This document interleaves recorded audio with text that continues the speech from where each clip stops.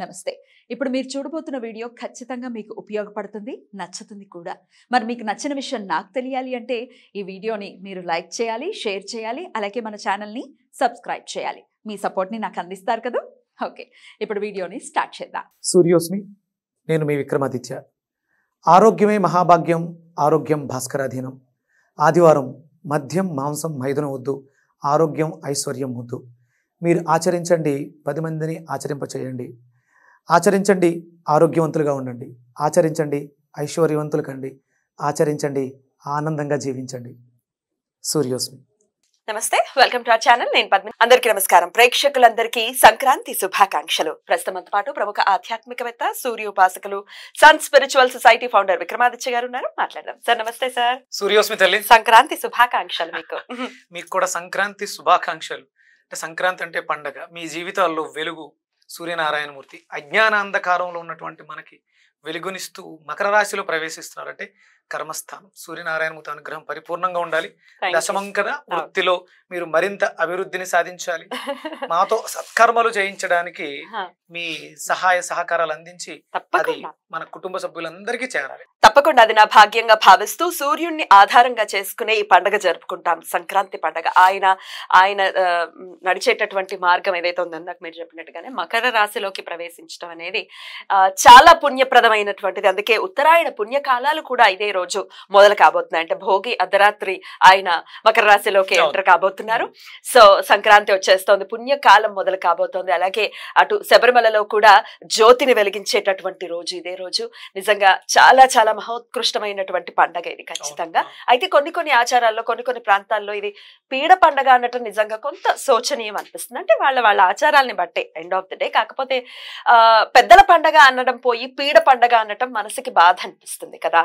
సిరులను ఇచ్చేటటువంటి పండగ, రైతన్నల పండగ. సో ఖచ్చితంగా ఆ మాటను వదిలేసి పెద్దల పండగ, పెద్దలకు బట్టలు పెట్టుకోవడం అనేది ఆచారం ఉంది. పెద్ద పండగ, పెద్ద పండగ, పీడ పండగ అనకూడదు కదా.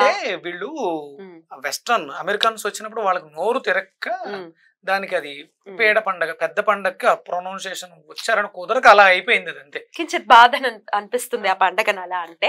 చెప్పండి సార్, ఏంటి సంక్రాంతి విశిష్టత? ఏంటి సూర్యనారాయణమూర్తి గారు మళ్ళీ మారిపోతున్నారు? అంటే ప్రతి నెల మారుతారు. నారాయణమూర్తి మారడం కాదు, ఆయన రథం నడక మారుస్తుంది, ముందుకు వెళ్తోంది. రథం తిరుగుద్ది, నడక మార్చుకుంటది. ఎగ్జాక్ట్లీ. దక్షిణాయనం నుంచి మళ్ళీ ఉత్తరాయణం ఈ పుణ్యకాలం ప్రారంభిస్తుంది. కాబట్టి ఆయన ఎప్పుడు మన కోసం నడుస్తూనే ఉంటారు. విశ్రాంతి లేని పయనం. పగట్లో మనకుంటారు, అర్ధరాత్రి అటుంటారు, అటు వెళ్తూ ఉంటారు. ఆయన ఎప్పుడు తిరుగుతూ ఉంటారు మన కోసం. ఆత్మకారకుడు కదా, అందరిలోనూ ఆత్మ చైతన్యవంతంగా ఉండాలని ఆయన మన కోసం నడుస్తూనే ఉంటారు. రైట్. సో పండగ అంటే అందరికీ తెలుసు, చేసుకోవడం చాలా అద్భుతంగా చేసుకుంటారు అందరూ కూడా. కానీ శాస్త్రోక్తంగా చేసుకునే విధానాలు కొంతమంది మర్చిపోయి ఉండే పరిస్థితి ఉంది. కాబట్టి దాని రీత్యా అడుగుతున్నాను, ఎలా జరుపుకోవాలి సంక్రాంతి పండుగ? కృతజ్ఞత. ప్రకృతి అంతా కూడా పరవశించి ఉంటుంది.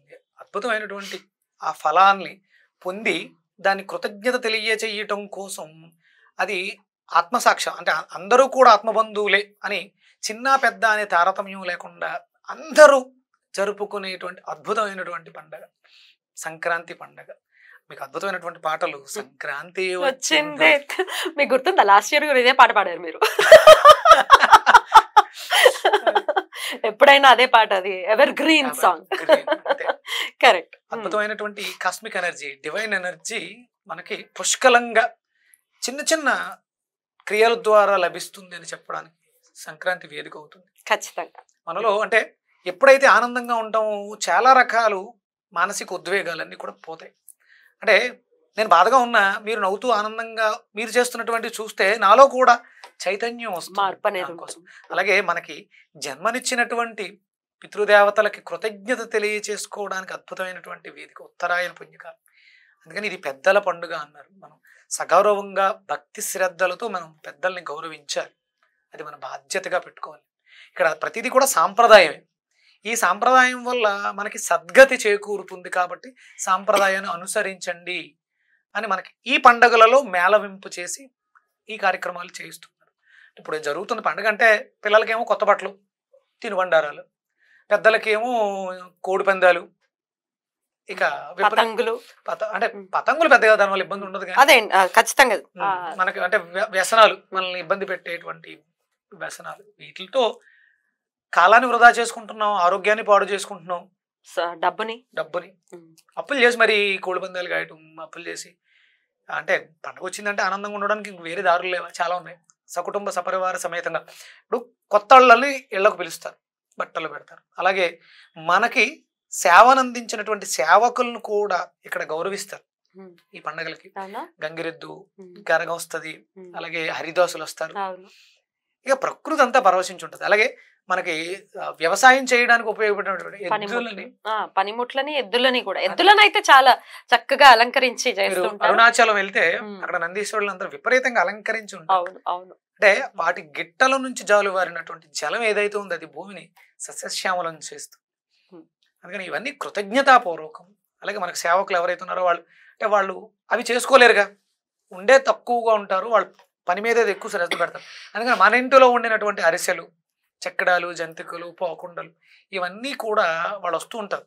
వాళ్ళు వచ్చిన వాళ్ళకి అవన్నీ ఇచ్చుకుంటూ మనలో అంటే ఇక్కడ హృదయం వికసం చెందుతుంటుంది. విష్ణుమూర్తి నిద్రలేస్తారు కదా, లక్ష్మీదేవి కావాలి అందరికీ. ఆ హృదయం ఏదైతే ఉందో దాంట్లో ఆ ప్రేమ తత్పరతని పెంచడం కోసం మనం దీన్ని సాంప్రదాయంగా చేసుకోవాలి. ఖచ్చితంగా. ఎలా సెలబ్రేట్ చేయమంటారు? సూర్యనారాయణ మూర్తికి మీరు అన్నట్టుగా కృతజ్ఞతను ఆవిష్కరించేటటువంటి అద్భుతమైనటువంటి రోజులు ఈ 3 రోజులు కూడా, భోగి, సంక్రాంతి, కనుమ, ఎలా ఆయనని ప్రసన్నం చేసుకోవచ్చు? మీకు సంక్రాంతి బొమ్మ వేసినప్పుడు అక్కడ కనిపించే బొమ్మ మీద వేసే సింబాలిక్ ఏముంటాం? రథం వేస్తారు కదా, రథం ఉంటుంది. అలాగే పొంగుతున్నటువంటి పాలకుండ, చెరుకు గెడలు, అద్భుతంగా. అంటే ఆయనకి పరమాన్నం అంటే ప్రీతి, ఇష్టం. పొంగల్ కూడా పెడతారు కదా, స్వీట్ పొంగల్, తీపి ఎక్కువ. అంటే మనం ఈ సీజన్ అంతా కూడా తీపిని అధికంగా తీసుకోవాలి. అందుకని అక్కడ సింబాలిక్ గా మనకి చెరుకు నేయటం, మనకు అంటే పంటలన్నీ కూడా చేతికొచ్చి ఉంటాయి. బెల్లం, కొత్త బెల్లం, కొత్త బియ్యం, ఇవన్నీ ఇట్లే మనం చేసుకుని కొత్త బట్టలు సాంప్రదాయంగా ఉంటాం. సూర్యోదయానికి పూర్వమే నిద్ర లేచి సూర్యోదయ సమయంలో ఆయనకి పరమాన్నాన్ని నివేదన మన చేతులతో ఉండు.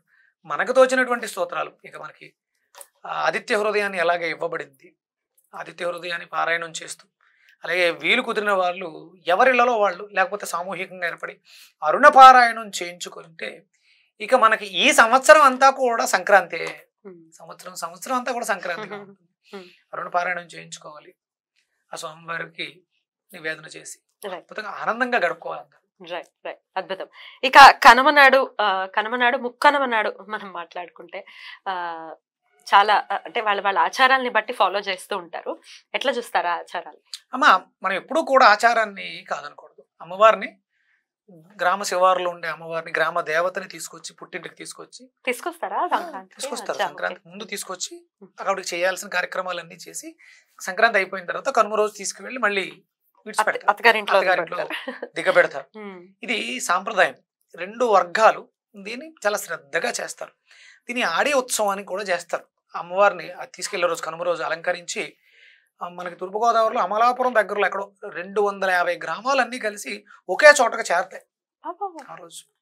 అమ్మవారి పేరు వివిధ గ్రామాల్లో అమ్మవార్లకు సంబంధించిన ఆడే ఉత్సవాలన్నీ అలంకరించి అమ్మవారిని అక్కడ తీసుకొస్తారు. ఒకే వేదికగా చేస్తారు. 200 గ్రామాల నుంచి జనం వస్తున్నారంటే అది ఎలా ఉంటుంది? కోలాహలంగా ఉంటుంది, ఆనందోత్సాహంగా ఉంటుంది. ఇక్కడ మరి మీరు అడిగిన దాంట్లో అమ్మవారి ఆ పొలిమేరలో మనం ఇచ్చేటువంటి బలిహారణ, అమ్మవారి పేరు చెప్పి దాని గురించి అడగల.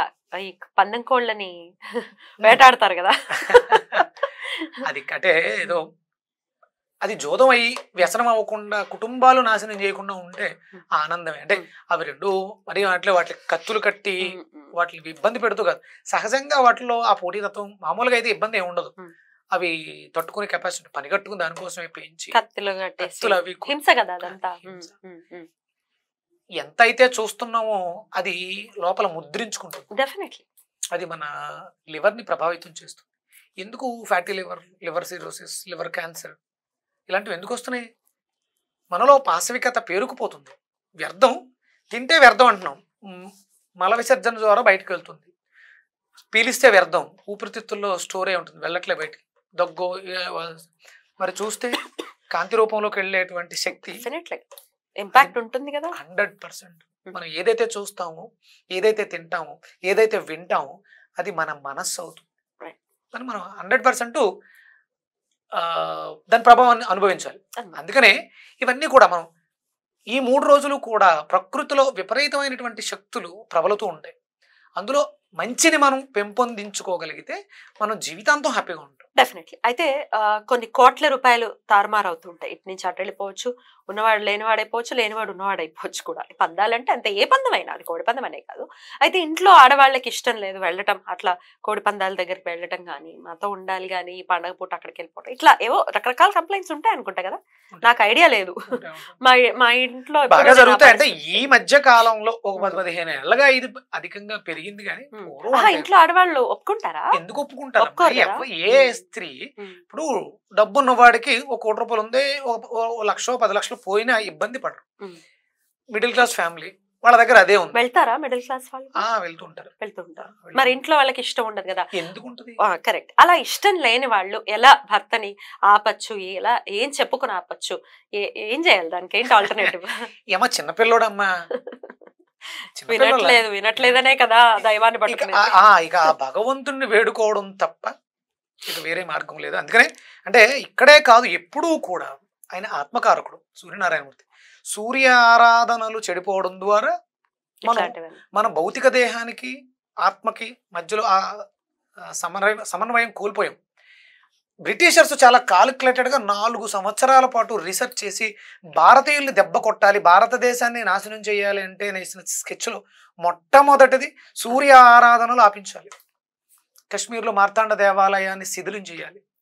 వాళ్ళ ప్లాన్ అదే, వాళ్ళు సక్సెస్ అయ్యారు.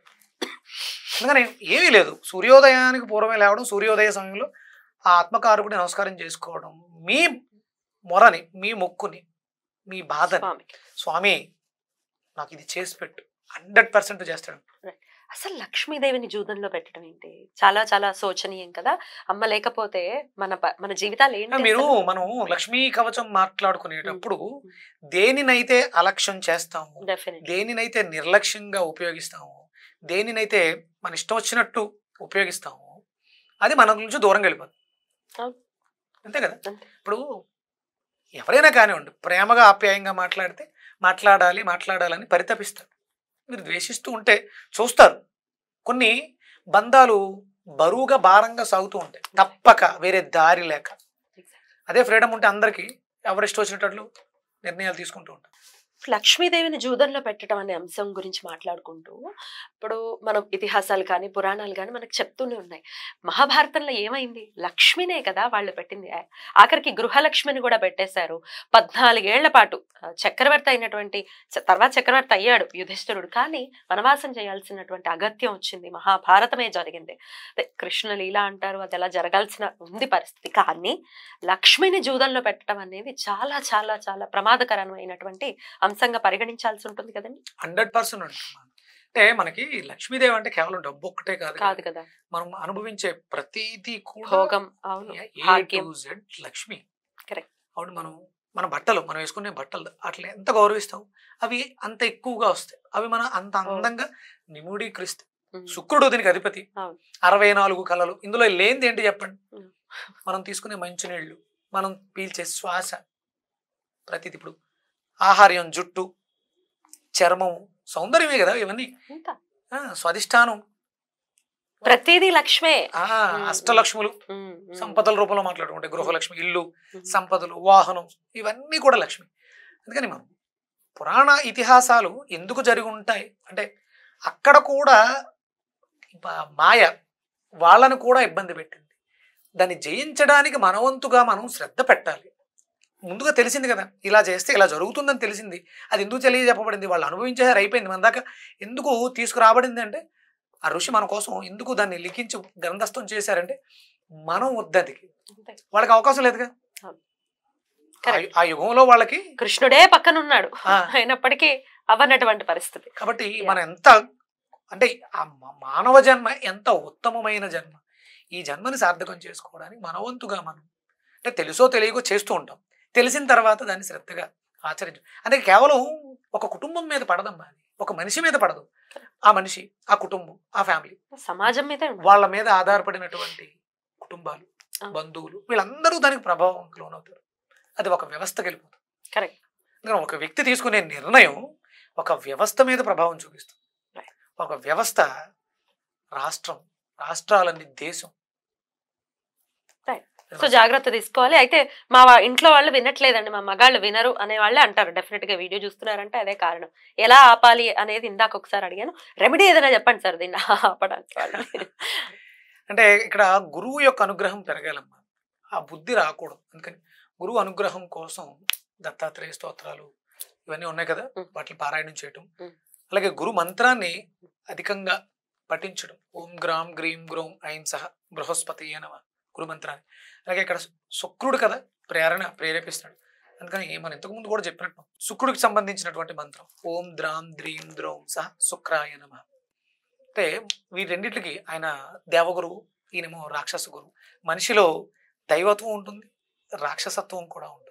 ఖచ్చితంగా రెండింటిని బ్యాలెన్స్ చేసేటువంటి ఈ రెండు మంత్రాలు చాలా అద్భుతంగా స్త్రీలకి వాళ్ళ సంసార జీవితాల్లో మార్పు తీసుకురావడానికి, అంటే వాళ్ళిద్దరి మధ్య ఎందుకు గ్యాప్ వస్తుందంటే ఇవి రెండు సమన్వయం లోపించింది.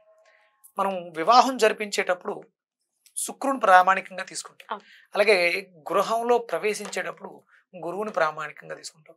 ఒక స్త్రీ ఒక ఇంటి నుంచి వేరే ఇంటికి వస్తుంది అంటే ఇక్కడ గురువు, అలాగే ఇద్దరి మధ్య బంధుత్వం, బాంధవ్యం శుక్రుడు ఆ ఇంటిని పెంచేది. కానీ వీళ్ళిద్దరిని రెగ్యులర్గా మీరు జపం చేసుకోగలిగితే యథాశక్తి 108 లేదు అంటే చేయలేము అనుకున్నప్పుడు 54 మార్పు అనేది వస్తుంది. 100% వస్తుంది, అవసరం కూడా. అద్భుతం సార్. ఇక ఫైనల్లీ ఆల్రెడీ కొన్నేళ్ల మట్టి ఎలా జూదంలో లక్ష్మీదేవిని పెడుతున్నామండి, మేము క్షమార్పణ ఎలా తెలియజేయాలంటే ఏం చెప్తారు? క్షమాపణ చేయడానికి దీనికి ప్రాయశ్చిత్తం అని ఉంటుందమ్మా. ప్రాయశ్చిత్తం దాంట్లో ఇలాంటి వాటి గురించి రాయబడి ఉంది. పురాణం, గరుడ పురాణం, విశ్వ పురాణంలో శ్రీచక్రానికి పంచగంగలు, పంచతీర్థాల నుంచి జలాన్ని తీసుకొచ్చి ఆ జలంతో అభిషేకిస్తూ అమ్మవారిని శరణు వేడుకొని యథాశక్తి ప్రసాదాన్ని నివేదన చేయాలి, అంటే దానం చేయాలి, ప్రసాద వితరణ చేయాలి. అందులో శనగల్ని బొబ్బర్లని ప్రసాదం కింద నివేదించి వాటిని పంచిపెట్టడం ద్వారా ఇలా 5 సార్లు చేయాలి. చేస్తే ఎంతో కొంత పాప ప్రాయశ్చిత్తం జరుగుతుంది. ప్రాయశ్చిత్తం చేసుకోవడం చాలా చాలా కష్టం. మనస్ఫూర్తిగా క్షమార్పణ చెప్పడం ఒకసారి చెప్పండి సార్. మనస్ఫూర్తిగా ఇంకా క్షమాపణ అంటే ఆ తీర్థాలు తెచ్చుకోవాలి. ఇప్పుడు మనకి ఈస్ట్ గోదావరిలో ఉందాం, అక్కడ గోదావరి, గంగా, గోదావరి, కృష్ణ ఇంకా దగ్గరలో ఉన్నాయి. అలా చెన్నై వెళ్తే కావేరి తీసుకురావచ్చు. ఇక అసలు కాశీ వెళ్తే గంగమ్మనే తెచ్చుకోవచ్చు. సేకరణ చేసి పంచగంగల్ని మేళవించి అమ్మవారికి విశేషంగా దీనికి మీకు విశేషంగా ఫలితాన్ని ఇవ్వాలంటే ఏనుగు మహల్ అని రావులపాలెం దగ్గర ఒక దేవస్థానం. ప్రణవానంద స్వామి 15 సంవత్సరాల పాటు హిమాలయాల్లో తపస్సు చేసి కైలాస మానస సరోవర యాత్రకి రూట్ ఇచ్చినటువంటి ఆయన ప్రణవానంద. ఆయన తమ తపశ్శక్తిని అంతటినీ కూడా అందులో నిక్షిప్తం చేయడం జరిగింది. అక్కడికి వెళ్ళి మనం చేయగలిగితే. ఎక్కడ సార్? ఎక్కడ? ఏనుగు మహల్, రావులపాలెం దగ్గర, మందపల్లి పక్కన. సరే వెళ్ళి దర్శనం చేసుకుని అలాగే కంపల్సరీ అంటే మనం చేసుకునే ప్రాయశ్చిత్తం. దీనికి ఇంకా ఎగ్జెప్షన్ ఉండదు. ఇది కాకుండా కూడా చెప్పండి కాదు. అంటే మన ఊర్లలో కూడా శ్రీచక్రాలు ఉంటాయి. మనకి ద్రాక్షారామాలో శ్రీచక్రం ఉంటుంది. అక్కడ అంటే వాళ్ళు పంచగంగలతో చేయరు. అక్కడ మామూలుగా అయితే కుంకుమార్చన చేస్తారు. అది కొంచెం ఎక్కువగా చేయాల్సి ఉంటుంది. కుంకుమార్చన ఒక 5 పౌర్ణములు చేసుకోవడం.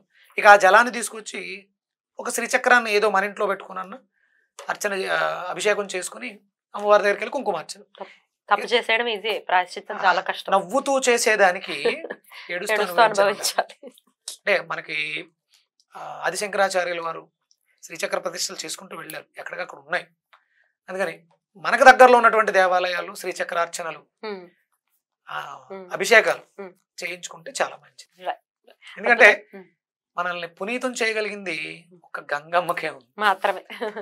పాప ప్రక్షాళన చేయగలిగే శక్తి అమ్మకి మాత్రమే ఉంది. అందులోనూ పంచగంగ. ఇంకొకటి ఉందమ్మా, మీరు చేయగలిగితే కొల్హాపూర్ లక్ష్మీదేవి, అక్కడ నుంచి కిందకు వస్తే నృసింహవాడి అని ఉంది. అక్కడ ఉన్నటువంటి కృష్ణానది పంచగంగలు కలయిక.